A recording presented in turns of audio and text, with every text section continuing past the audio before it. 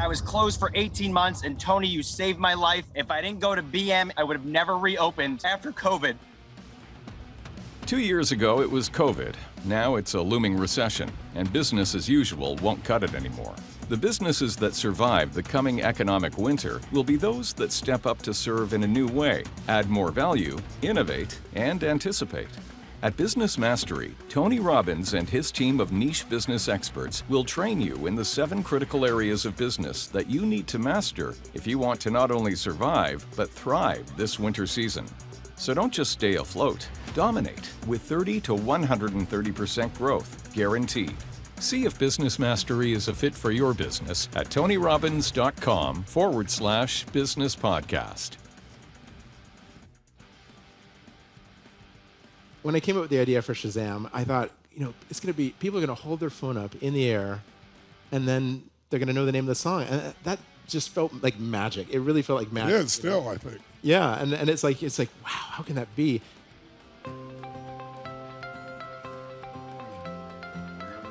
Hey everybody, it's Mary B, and it's my pleasure to welcome you to the Tony Robbins podcast. We've got a gem for you today as we drop you inside the room of Tony's Business Mastery Seminar. Here you'll witness Tony one-on-one in an interview, and what's so cool about this one is you've probably never heard of this guy. But this guy that you've never heard of, the one with dyslexia, who over 100 venture capitalists turned away cold, he came up with a product that I bet you know and love. Let me ask you this. Have you ever held up your phone in a coffee shop or a noisy bar and then marveled open-mouthed that in a few seconds it was able to identify the song and artist for you? If so, then you have our friend Chris Barton to thank for it. Chris was working on the app we know today as Shazam back in the year 2000, when the flip phone was still the hot new rage, and the snappiest thing a cell phone could do was download monophonic ringtones. And there was Chris, with this grand idea and a relentless will to turn it into reality. Some of the most brilliant minds at MIT and Berkeley and Harvard all told Chris he was crazy and that it couldn't be done, but he went on to bring to fruition one of the most popular tech tools of all time.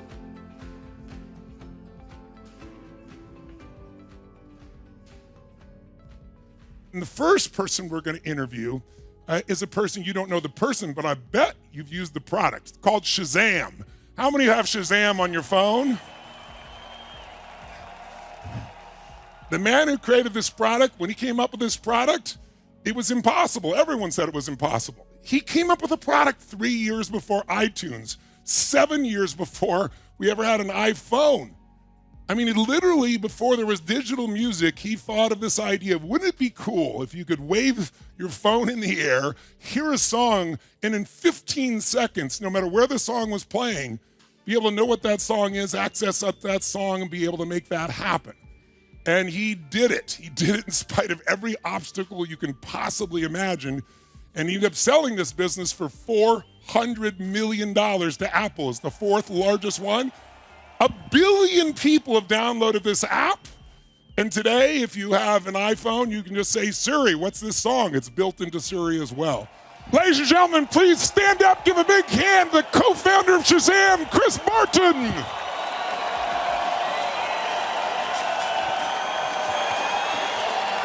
Oh, yes. Chris, it's such a pleasure to meet you and a privilege to be with you. You've got a product that most of us around the world all are delighted by. I can probably remember the first time we ever used it. I certainly remember the first time I did. Driving a car, hearing a song while I'm driving, clicking on Shazam and going, oh my God, this song by Pink, Funhouse. This is really cool. And I use music in all my events. So I'm always hearing music, and I was always trying to gather, what is that? We call this, the radio stations and say, what was that song? And now to have this at our fingertips. I want to know, before we get into the journey of Shazam, I'd like to know a little bit about you. Tell us, what it was like growing up, and what do you think created this belief inside of you that says, I can do things people say are impossible? Yeah, let's see. I think growing up, similar to my son, I have undiagnosed dyslexia and ADHD, and I had my own challenges of just kind of getting through basic academics. So you'd have to kind of cope and come up with your own coping strategies and find your own, define your own ways. Now, you just blew my mind, because didn't you go to Cambridge, and didn't you get a degree? What was your degree in Cambridge? That was a master's in finance. In finance? Yeah. and you have dyslexia. Yeah. That's wild. Tell us how I you did- managed it, how you made it. You know, I remember when I was an undergraduate at Berkeley, and I remember when I arrived, the first thing I did is I went and got the syllabus for each class, and I thought, okay, well, now which classes can I take that have the least reading involved? And so I was just kept pivoting towards majors and focuses areas that had the least reading. Wow. Yeah, because it's That's such a challenge. wild. So you had this dyslexia. Did it make you more creative then, do you think? Yes, so I teach my son this, and I've read about dyslexia and ADHD, and what's interesting about both of them is that while they make traditional academics a challenge and they make it hard to get good grades, so people like Charles Schwab and Richard Branson are dyslexic or are dyslexic, I really believe it gives you superpowers. That's awesome. In fact, they call the thinking of dyslexics, they call it big picture thinking, like an ability to kind of see like orders of magnitude more variables at the same time and almost just have clarity about what's going to happen.